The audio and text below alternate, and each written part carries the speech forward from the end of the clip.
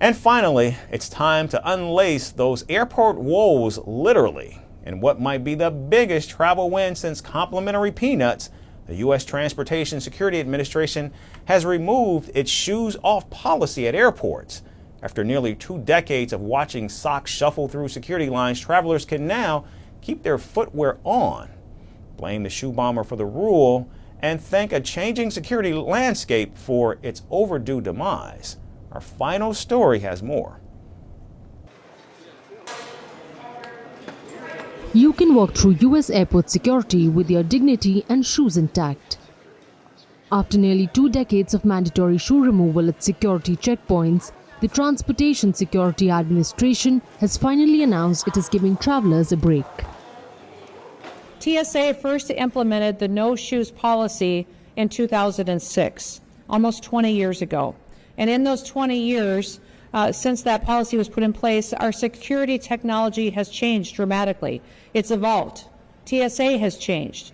We have a multi-layered, a whole-of-government approach now to security and to the environment that people anticipate and experience when they come into an airport that has been honed and it's been hardened.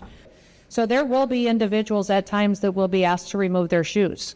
If we think there's additional layers of screening that is necessary, that may still happen to an individual. But we are excited with the fact that we have the technology now, that we have the multi-layers of screening in place that we've built in over the recent several years that give us the ability to allow our travelers to keep their shoes on.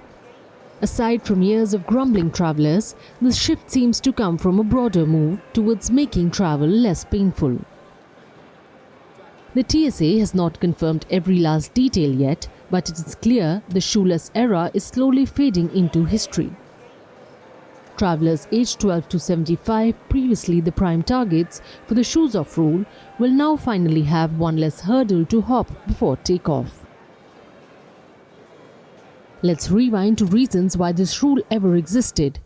Richard Reed, better known as the shoe bomber, in 2001 boarded an American Airlines flight from Paris to Miami with 10 ounces of explosive hidden in his shoes. His plan was to light up the fuse mid-air. Luckily, passengers and crew noticed something suspicious and managed to restrain him before disaster struck. Reed, who is also an Al-Qaeda member, is now serving a life sentence at a maximum security prison in Colorado. Another reason for increased security is the 2001 9/11 attacks, in which terrorists hijacked 4 passenger jets, flew it into the Twin Towers in New York and the Pentagon.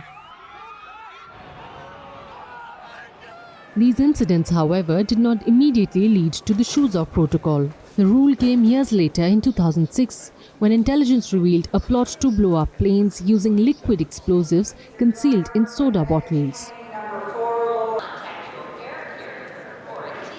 Interestingly, the US took a rather lonely stance on mandatory shoe removal. In Canada, for example, you were free to keep your shoes on, unless you're wearing steel-toed boots or flying to America.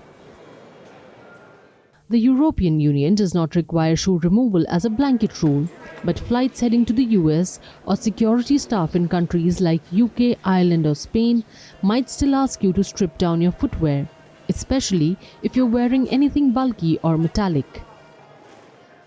In Asia, practices vary wildly. Airports in Japan and South Korea are generally relaxed unless your boots scream suspicious. But in places like Thailand or the Philippines, shoes still come off, especially for international flights. Elsewhere, Australia and New Zealand operate on more if it pings it comes off basis. Got metal in your heels, off they go. But ordinary sneakers, you're probably fine. The West Asia and South America have leaned into efficiency with high-tech screenings and minimal shoe scrutiny. In Dubai, Doha and Abu Dhabi, the focus is on advanced scanners. Likewise, in Argentina, Mexico and Brazil, unless your shoe sets off alarms, they stay put. Maybe it's too soon to dream of a world where laptops, liquids and jackets also stay packed. But with the facial recognition tech and AI-backed scanners, the future of travel might just be a little smoother. In the meantime, your airport fit can now include shoes that are both stylish and stubborn to untie, because for once, the TSA won't be asking you to prove it.